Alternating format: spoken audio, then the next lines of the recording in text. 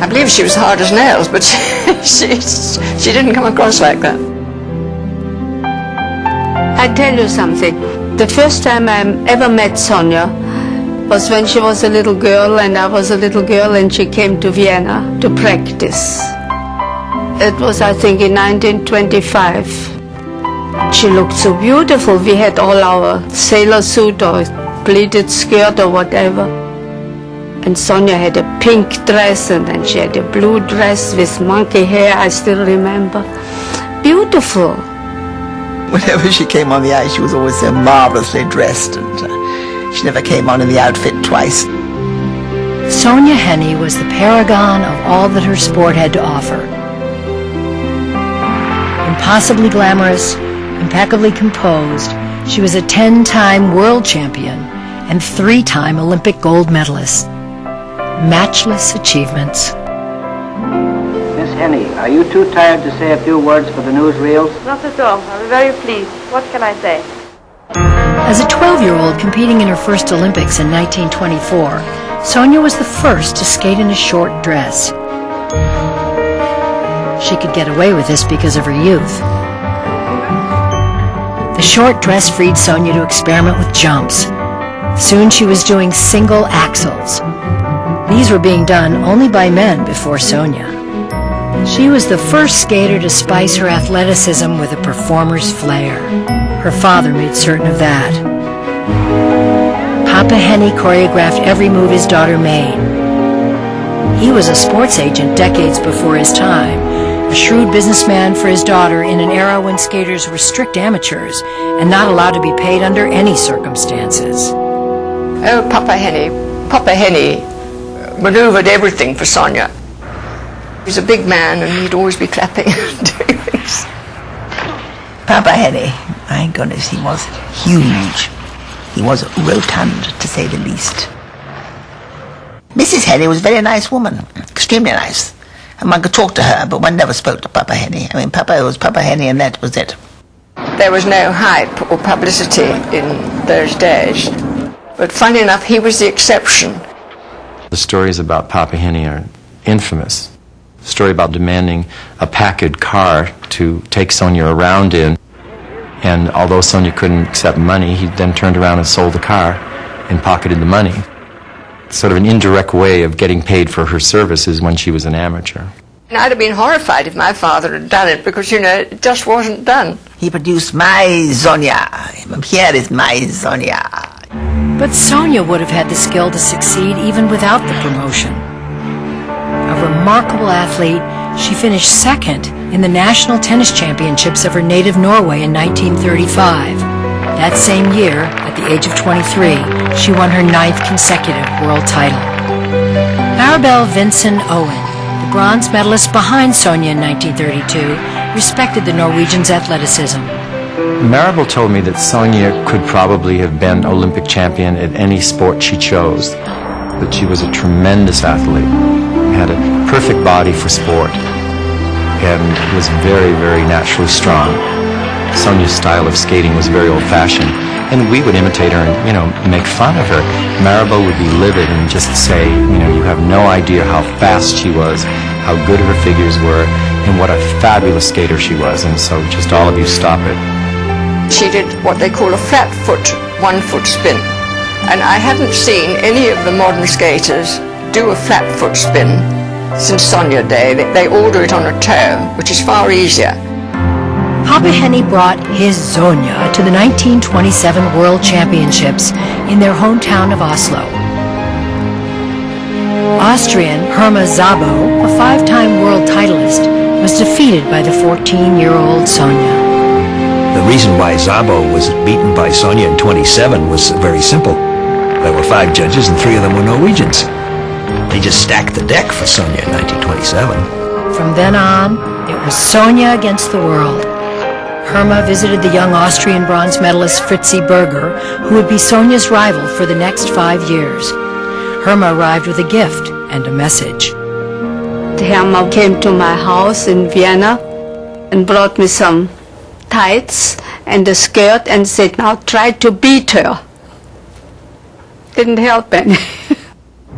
In San Moritz in 1928, Sonja became the youngest Olympic champion at 15. Fritzi finished second.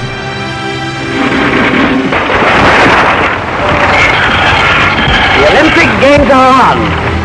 4 years later in Lake Placid, New York, the two met again at the Olympics. Standing room only tickets for the ladies' event were selling for an unheard of sum of $5. Again, Sonja triumphed. I think I had the hope, against hope really, that maybe one day I could beat her. Maybe one day she break a leg. Maybe one day she has a cold or can't skate or whatever. Never happened. I don't think Sonja ever had a cold in her life. Sonja was not only the best skater on the ice, she was the most stylish. Her costumes were individually designed by her personal Norwegian tailor. Any potential rival faced not only her superb talent, but her incomparable stage presence, her sophistication, and a daunting history of success. How many world championships have you won? I have 9, and if I win this year, it'll be 10 World Championships and 3 Olympic Games. Do you think you will win? Well, don't ask me those kind of questions. Competing in Germany in her final Olympics in 1936, Sonja was placed first by 6 judges. At the 7th judge tied Sonja and Cecilia College for first place.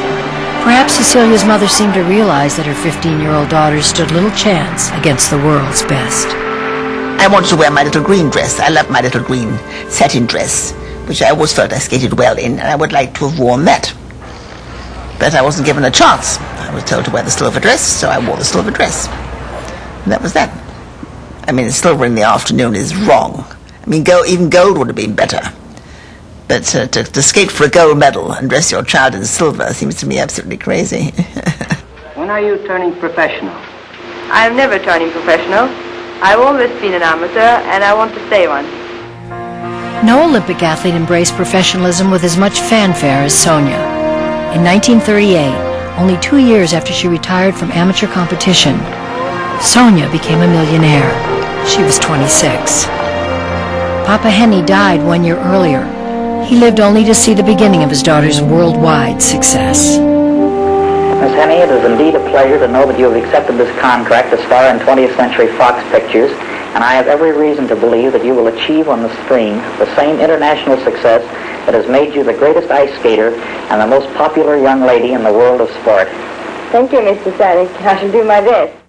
She earned $125,000 for each of her first 2 films. Then renegotiated her contract to get $300,000 each for the following 8. Dancing on ice.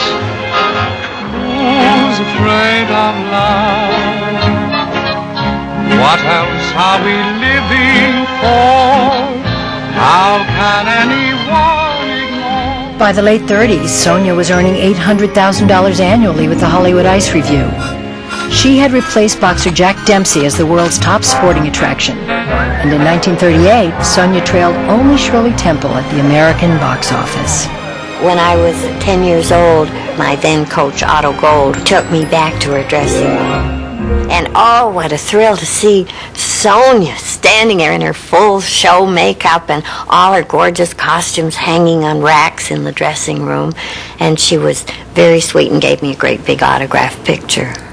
The first time I met her, I was 12 years old, and she looked at me and she said, so you're Carol Heiss. She said, they keep saying you're going to be a second Sonja Henny.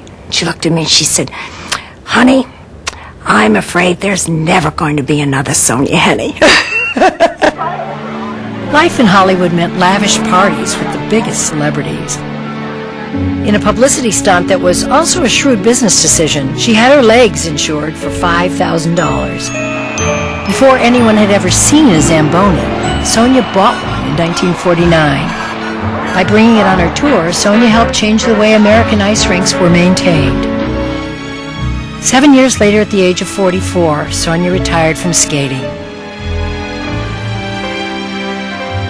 Out of the movies, her skating career over, Sonja's public image faded. After 4 decades in the spotlight, she lived her lavish life in private. Sonja Henie always wore a bracelet. It said on one side, to Sonja Henie from her best friend. And you turn it over, and it said Sonja Henie. Henie, I understand this is the first Winter Olympics you've attended since you won the title last in 1936. That's correct. And I'm certainly thrilled to be here today because it's always just wonderful to be back here. You know why she came to the Olympics? Because John Harris of Ice Capades fame urged her to come. She said, oh, no, nobody will know who I am. I walked into the arena with her, and the photographers' flashbulbs were going. And most of their cameras were empty. John Harris had asked his friends to give her a reception that would make sure that she was recognized and well known, and so they went up flashing her picture, and she felt as though she was remembered and was very happy. Sonja had stopped skating entirely for nearly a decade, but in 1964, at the age of 53, she had secret thoughts of a comeback. One morning I was taking my skates off, and all of a sudden this midnight blue Rolls Royce pulled out, and out came this woman with 2 Norwegian elk hounds on a leash. She had on a yellow leotard with a yellow chiffon scarf around her neck, and this humongous yellow canary diamond on one hand, everything matching, the diamond, the scarf, the leotard. And it was Sonja. When she walked into the rink and stepped out of that car, you knew you were in the presence of a star. In 1968, Sonja was diagnosed with leukemia. Her third husband, Niels Onstad, never gave her the final diagnosis. On October 12, 1969, Sonja died sleeping in her husband's arms aboard a private plane. A life filled with such public accomplishments ended in private and in peace. Sonja Henie could have made headlines as a ballerina, a tennis champion. She chose skating, and the world will never forget.